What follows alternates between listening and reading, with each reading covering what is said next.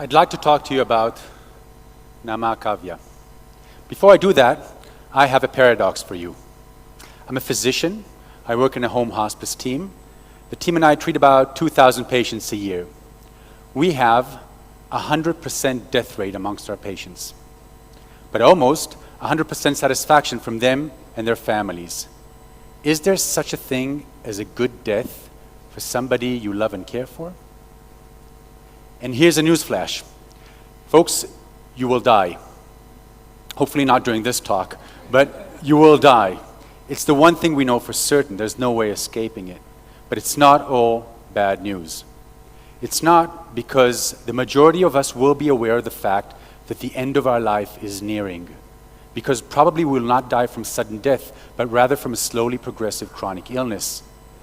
It's a good thing to know that the end of your life is nearing, because it allows you the huge privilege of closing circles, of coming to terms with your own death, of telling people around you that you love and care, thank you, I love you, you meant everything to me.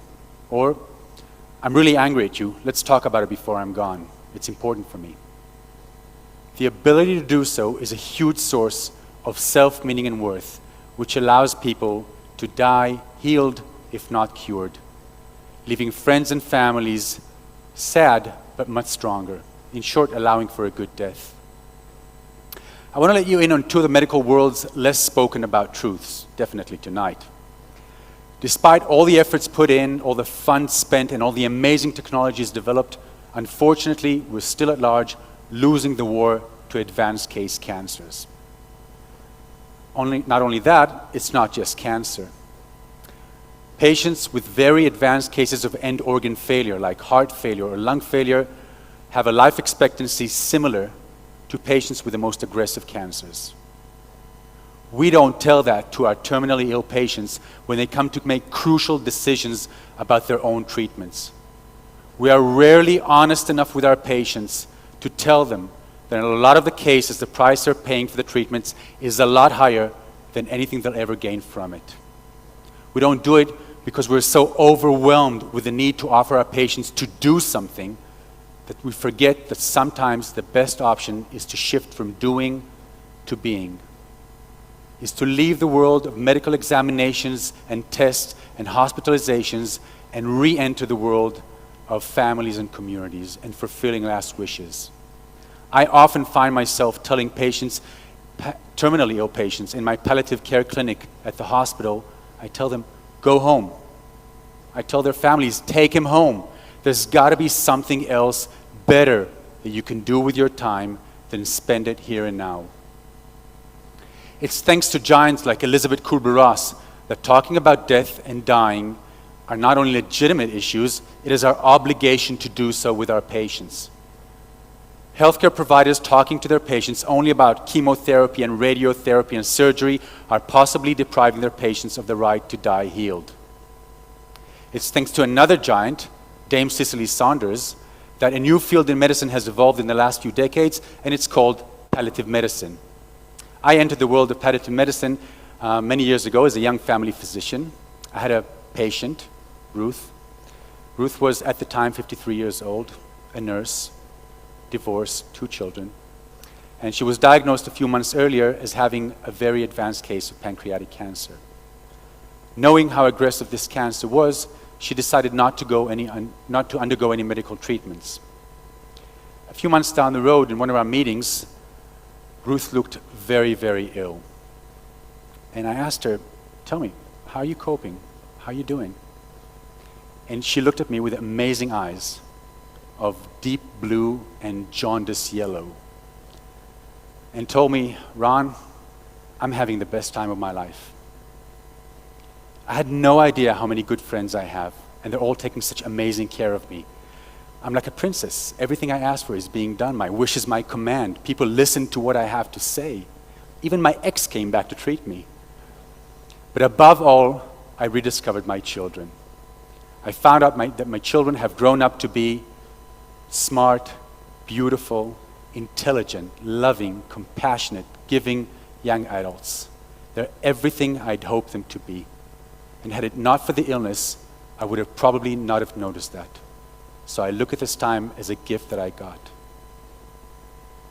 This short conversation with Ruth made me realize that there's a whole different perspective to end of life that I was completely unaware of, that nobody had ever told me anything about it in medical school.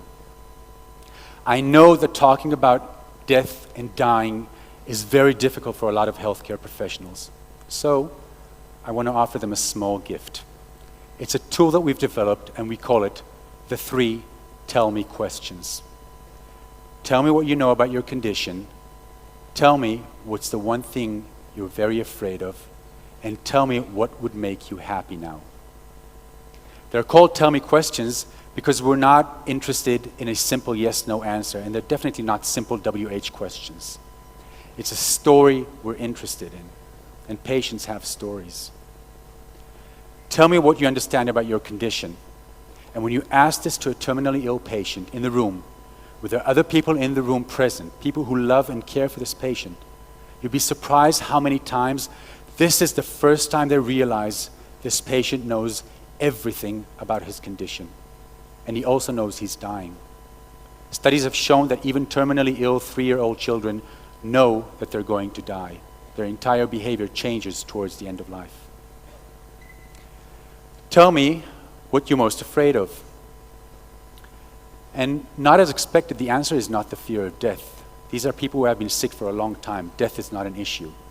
They're afraid of suffering, of being in pain, of being a burden on other people, and of being alone when the time comes. Tell me what would make you happy.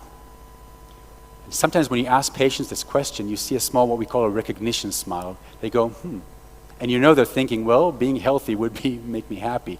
But they don't say it.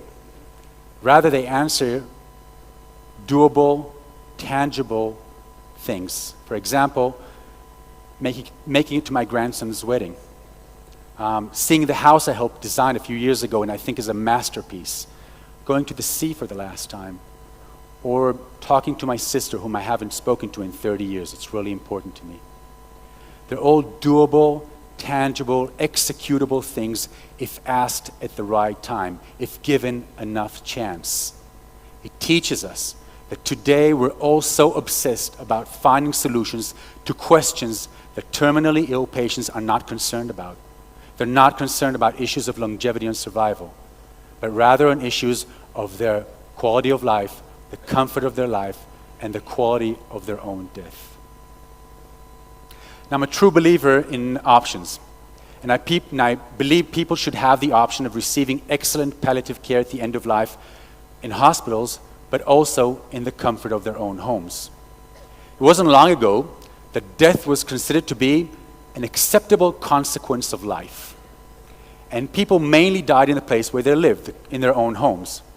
It's just in the last 100 years or so that death became an unacceptable consequence. It just shouldn't happen anymore. And for the few people escaping immortality, the most common place of death became a hospital or an institution. The paradox is that today, as opposed to 100 years ago, we have the medical technology and abilities to essentially eliminate suffering at the end of life. So now, more than ever, people should have the right to end their lives where people have been doing so since the beginning of humankind, in the comfort of their own homes. To have this option, not just theoretical, not just on paper, but true option, to offer, for example, an end-stage ALS patient, an end-stage heart failure patient, an end-stage dementia patient, definitely cancer patients, to offer them true comfort at the end of life, we need to make sure we have an able, capable, equipped palliative team on call 24/7, 365 nationwide. There is no room for mistake. You cannot just not appear at the last hours. It's not an option. Now, I know that to have excellent palliative care in the community poses huge challenges, but I also know that it's a win-win-win-win-win situation. It's winning for patients, for their families, for healthcare providers, for communities, and for healthcare policymakers. It's winning for patients because it's their way that is being respected. It's their wishes that are being met.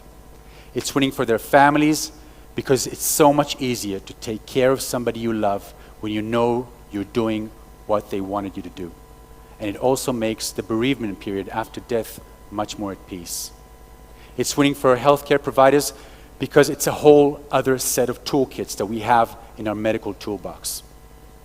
It's winning for communities because this is the time when communities can come together and reassert their importance. We all know exactly what to do when a new child enters this world. But a lot of us are baffled and confused when a child of this world leaves us. And palliative medicine is a win situation for policymakers because it's a rare example in medicine where the best medicine is also the least expensive.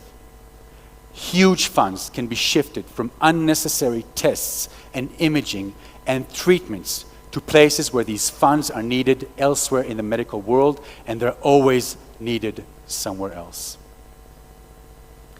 Now I want to tell you about Naama Akavya. Naama is my patient X. She's the one patient I will never forget for the rest of my life. I met Naama for the first time about 7 years ago. She was at the time 32 years old, brilliant young woman. She was diagnosed about a year earlier with having an advanced case of colon cancer. The first time we met was in a dark, quiet hospital room.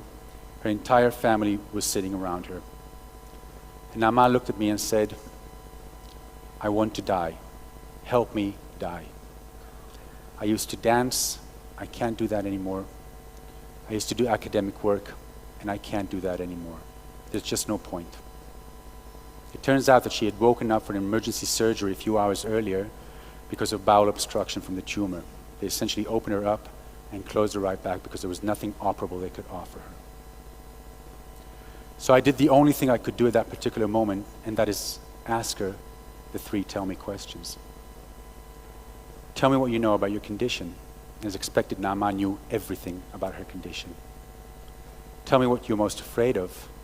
And again, as expected, she didn't want to suffer anymore. I asked her, tell me what would make you happy now.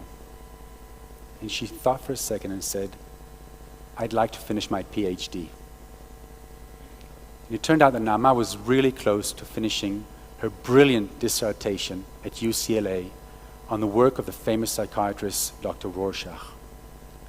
The thought that her work will not be published, and to a sense, her life would have been in vain, was the source of her number one pain, her existential pain. So I promised Naama we'd do our best. And we took her home, and with a few tricks we have up our palliative sleeve, and with a lot of effort from her family and definitely from Naama, we managed to give her a few good hours every day for a few weeks, enough for her to finish her work. And a few weeks later, when the letter from UCLA arrived, acknowledging her new title, Dr. Naama Akavya, PhD, she could let go. She had made her dent in the academic cosmos forever. Naama died a few days later in her own bed, surrounded by friends and families, with her favorite classical music in the background. This is what I call dying healed.